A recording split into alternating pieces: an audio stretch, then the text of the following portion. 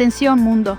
El telón de la farsa ha caído estrepitosamente sobre las figuras más controvertidas de la crónica social.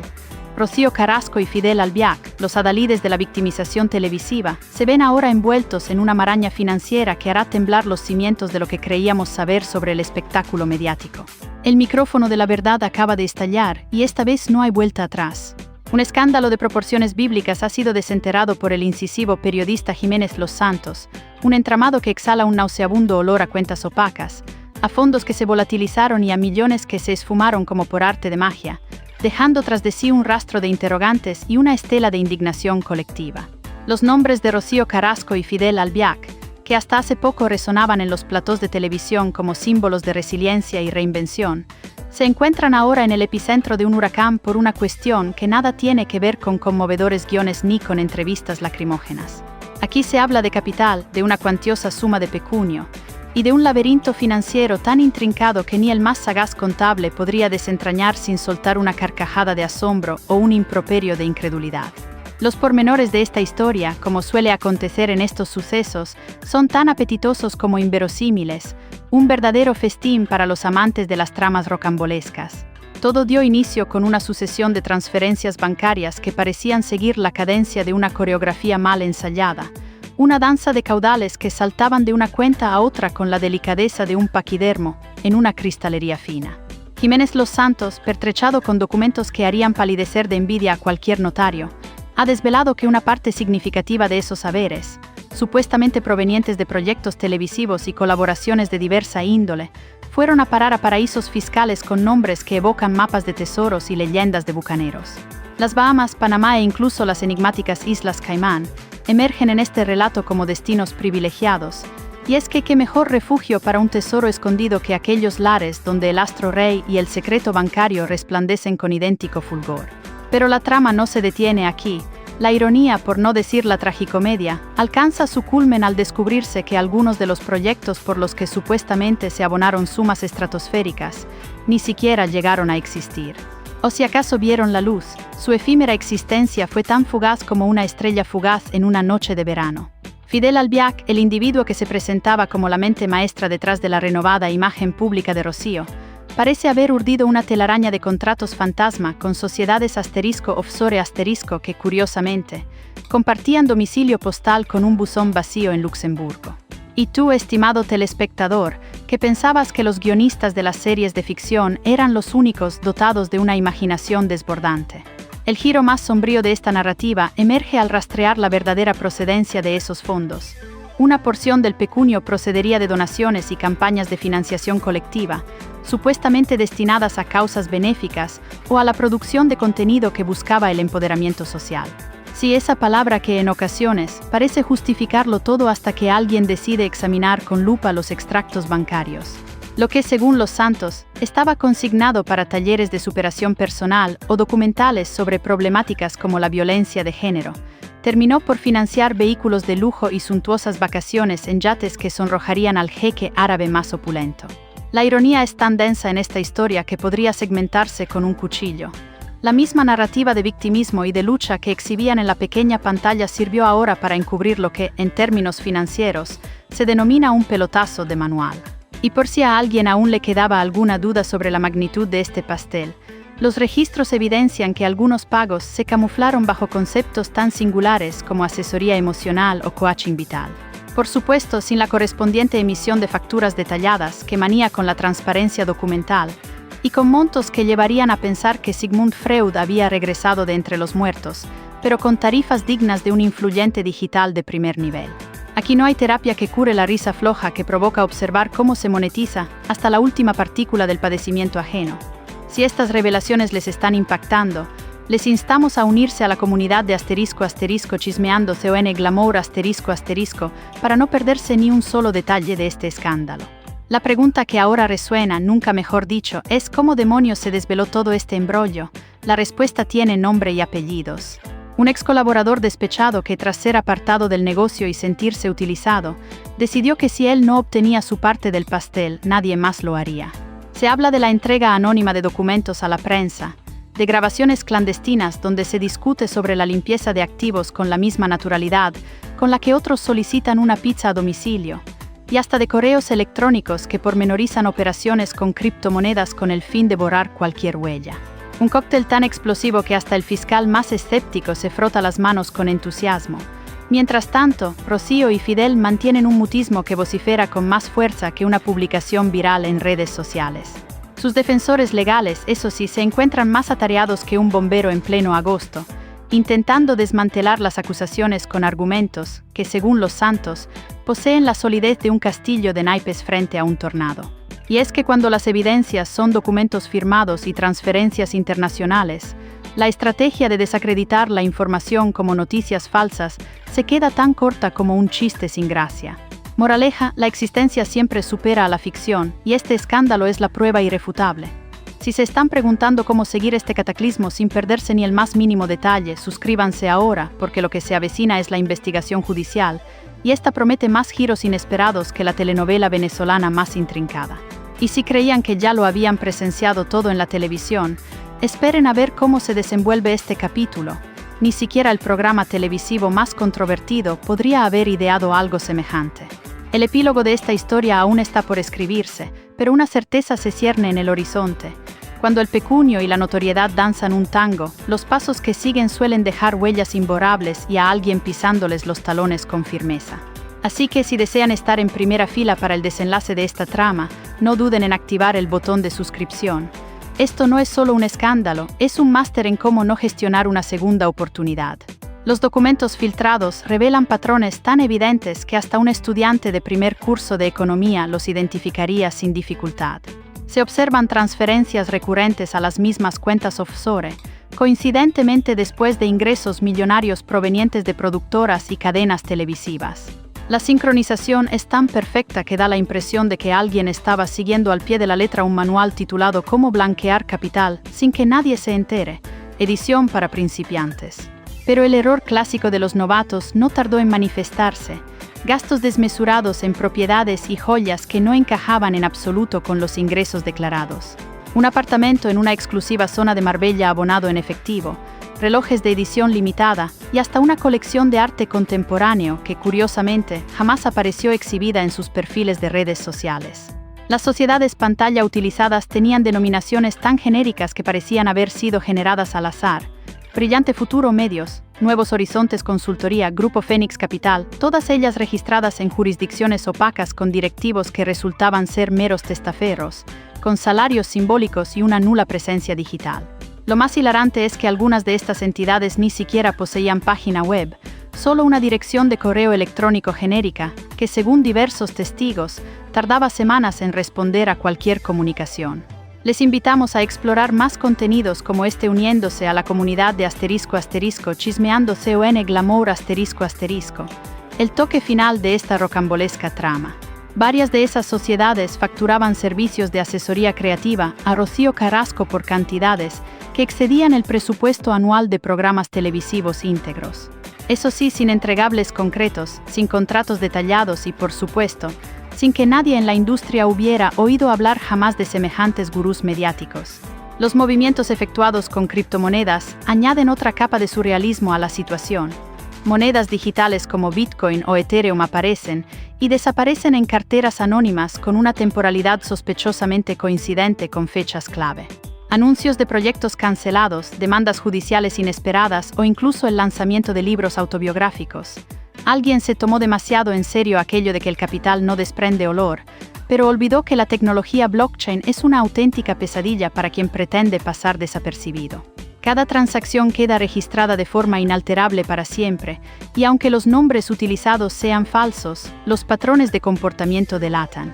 Los testigos colaboradores describen reuniones secretas en suntuosos hoteles donde se discutían cifras en voz baja, siempre con efectivo sobre la mesa y teléfonos inteligentes fuera de la habitación, en un intento por evitar cualquier tipo de rastreo. Uno de ellos, un antiguo contable, relata cómo le solicitaron que la creatividad contable no era un eufemismo, sino una orden directa. Otro menciona la existencia de facturas falsas por servicios de imagen que incluían conceptos tan ambiguos como optimización de reputación o gestión de crisis emocionales, con precios que rozaban lo absurdo. 80.000 euros por una sesión de coaching estratégico de tan solo 3 horas. El papel de Fidel Albiac como presunto arquitecto de este entramado resulta aún más revelador.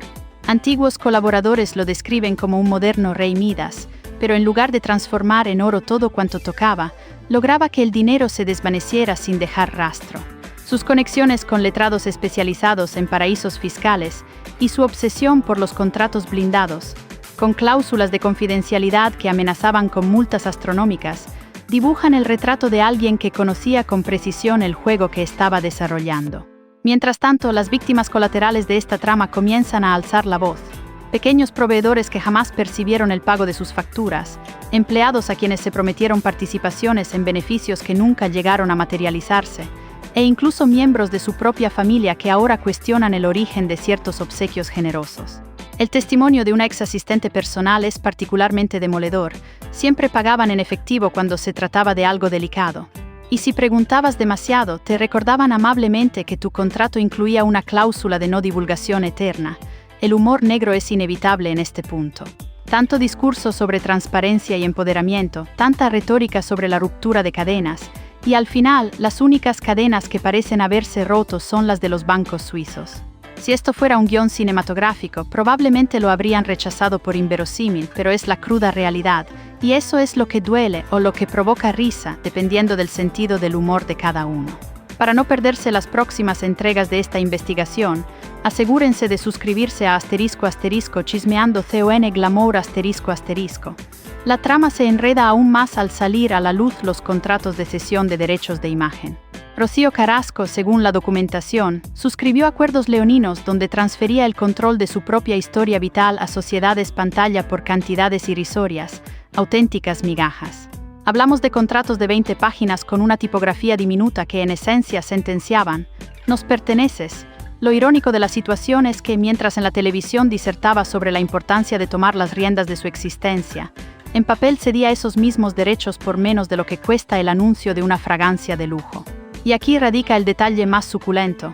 Esas mismas sociedades, posteriormente, revendían esos derechos a cadenas y plataformas por cifras astronómicas, dejando a la protagonista real de la historia con una porción ínfima.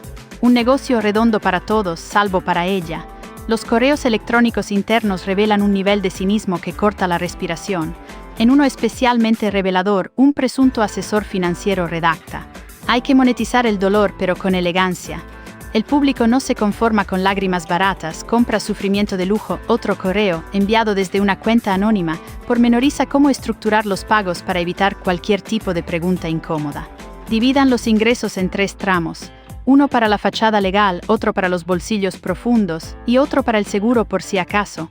La naturalidad con la que se abordaban estos temas sugiere que llevaban tiempo perfeccionando el sistema. Las facturas falsas que han sido descubiertas son auténticas obras de arte del absurdo.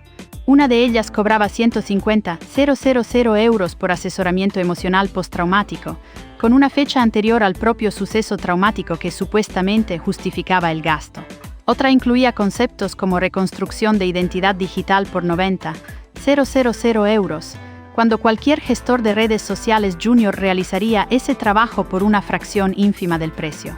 Pero el galardón a la extravagancia se lo lleva una factura de 200.000 euros por gestión de crisis existencial, sin más pormenores. Parece que incluso las crisis personales tienen su tarifa VIP en este universo paralelo. Los testimonios de los colaboradores más cercanos describen un modus operandi casi militar. Reuniones de trabajo que en realidad eran sesiones para cuadrar versiones, teléfonos desechables que se renovaban mensualmente y hasta un sistema de códigos para referirse a cantidades de dinero. Paquetes para los sobornos, regalos para los pagos en negro, inversiones para las transferencias sospechosas. Todo ello documentado con una meticulosidad que, ironías del destino, ahora sirve como evidencia en su contra. Lo más revelador son los informes psicológicos encargados por el propio equipo, donde se analizaba fríamente cómo explotar cada trauma para maximizar el rendimiento económico. En uno de ellos, subrayado en amarillo, puede leerse: «El resentimiento vende, pero el perdón caduca». Dosificar la rabia para alargar el ciclo de vida del producto, el lenguaje de marketing aplicado al sufrimiento humano sin filtros ni remordimientos. Este tipo de análisis tan fríos y calculadores son solo una muestra más de lo que les contamos en ** chismeando con glamour **. Si quieren seguir descubriendo más, la suscripción es su pase de entrada. Las transferencias internacionales siguen un patrón inequívoco, primero a cuentas en Portugal o Andorra, luego a Luxemburgo o Malta, y finalmente a destinos más exóticos. Cada movimiento, meticulosamente calculado para no superar los umbrales que activan las alertas bancarias, como si estuvieran jugando al escondite con la agencia tributaria. El detalle que los delató, un pago único de 450,000 euros que por prisa o por una desmedida arrogancia, saltó todos los protocolos de seguridad y dejó un rastro imposible de borrar. Los letrados involucrados en la operación, según los chats obtenidos, parecían más preocupados por las formas que por la estricta legalidad. Mientras los números cuadren al final del año, lo demás son nimiedades, escribió uno en un momento particularmente revelador. Otro aconsejaba: si les preguntan, son derechos de autor retroactivos. Nadie comprende esas cosas y suena legítimo. El sistema de seguridad era casi paranoico. Grabadoras que se destruían después de cada reunión importante, ordenadores sin disco duro y hasta un protocolo para comunicarse a través de aplicaciones de mensajería que se autodestruían. Tanta cautela para que, si al final fue un simple error humano, un correo electrónico enviado al destinatario equivocado, lo que comenzó a desmoronar el castillo de naipes que habían construido. Las cuentas de gastos personales disfrazadas como profesionales son para enmarcar, desde un collar de diamantes justificado como vestuario para una gala benéfica, hasta vacaciones en las paradisíacas Maldivas contabilizadas como investigación de locaciones. Pero el colmo de la desfachatez fue intentar deducir fiscalmente un vehículo de lujo, un Ferrari, como herramienta de trabajo necesaria para desplazamientos urgentes. Hasta el inspector más benévolo se habría desternillado de risa ante semejante descaro. Lo que más sorprende de este entramado no es la magnitud del fraude en sí, sino su asombrosa simpleza. No hubo sofisticados algoritmos ni hackers implicados, solo la vieja y trillada táctica de mentir, ocultar y confiar en que nadie conectaría los puntos. Pero como bien sabe cualquier infante que haya disfrutado del juego de unir puntos, al final, siempre emerge el dibujo completo. Y este, estimado espectador, es un retrato que vale más que 1000 palabras y varios millones de euros. Si les está cautivando este viaje al corazón de las tinieblas financieras, no olviden suscribirse, porque lo que viene es el desenlace judicial y promete ser más explosivo que la última temporada de su serie favorita. No dejen de unirse a *** chismeando con glamour ***. Al final de este viaje a las entrañas de la codicia disfrazada de emprendimiento, lo que queda es un monumento a la hibris, a esa arrogancia que hace creer a algunos que las reglas son para los demás. Este caso, con su intrincada red de sociedades pantalla, facturas creativas y testaferros desechables, no es simplemente una estafa más. Es el retrato perfecto de cómo el exceso de confianza puede convertir un delito casi perfecto en la mayor pesadilla de sus autores. Porque aquí no hablamos de criminales maestros salidos de una película, sino de personas que terminaron por creerse su propia ficción hasta el punto de olvidar que el mundo real tiene fiscalías, periodistas investigativos y algoritmos de lavado de dinero que no perdonan. La ironía suprema de esta historia es que todos los mecanismos diseñados para evitar ser descubiertos, los sistemas de encriptación, las transferencias escalonadas, los contratos abusivos, se han convertido en las pruebas más contundentes. Ese manual de 47 páginas sobre cómo evadir la ley es ahora el mejor guión para procesarlos. Esas facturas falsas meticulosamente archivadas son ahora el mapa del tesoro que lleva directamente a su condena. Hasta su desprecio por los pequeños colaboradores, a quienes consideraban insignificantes, ha producido los testigos más demoledores. En su obsesión por controlar cada variable, olvidaron la más importante. Ninguna mentira sobrevive para siempre cuando deja un rastro de documentos, transferencias y resentimientos acumulados. Pero más allá de los aspectos jurídicos, lo que este caso expone es la patología de una cierta cultura del éxito a cualquier costo, donde el victimismo se convierte en producto, las lágrimas en moneda de cambio y la reputación en coartada para todo tipo de abusos, donde se predica empoderamiento mientras se esclaviza legalmente a empleados con cláusulas abusivas, donde se habla de transparencia mientras se mueven millones por paraísos fiscales. Esta doble moral, este divorcio entre el discurso público y los actos privados, es quizás el verdadero corazón oscuro del escándalo. El desenlace judicial está por verse, pero el veredicto social está escrito. Nadie cree ya en la inocencia de quienes construyeron un imperio sobre documentos falsificados, testimonios comprados y lágrimas estratégicamente programadas. La pregunta que queda flotando es cuántos esquemas similares seguirán operando impunemente, aprendiendo de estos errores para ser más cuidadosos, más discretos, más implacables. Porque si algo enseña este caso es que el problema nunca es solo unos individuos corruptos, sino el sistema que durante años les permitió operar, les dio plataformas y hasta les aplaudió mientras vaciaban cuentas a escondidas. Para ustedes, espectadores, la moraleja es clara: desconfíen de los relatos demasiado perfectos, de los héroes que solo muestran su versión en horario prime, de los que piden lástima mientras manejan vehículos de lujo. La verdad siempre asoma entre las grietas de los contratos, en los metadatos de los archivos, en los silencios incómodos de quienes ya no están dispuestos a ser cómplices. Y cuando estalla, lo hace con la fuerza acumulada de todas las mentiras que pretendía enterrar. Si este viaje al lado oscuro del espectáculo les ha dejado con ganas de más verdades incómodas, no olviden suscribirse, porque mientras haya historias que contar, estaremos aquí para destriparlas con el mismo rigor implacable que ha convertido este caso en el final anunciado de una farsa millonaria. Y recuerden, en la era de la información, el mejor antídoto contra los estafadores es un público que sabe hacer preguntas incómodas y seguir el rastro del dinero. Hasta la próxima investigación, mantengan los ojos bien abiertos y el escepticismo siempre activado.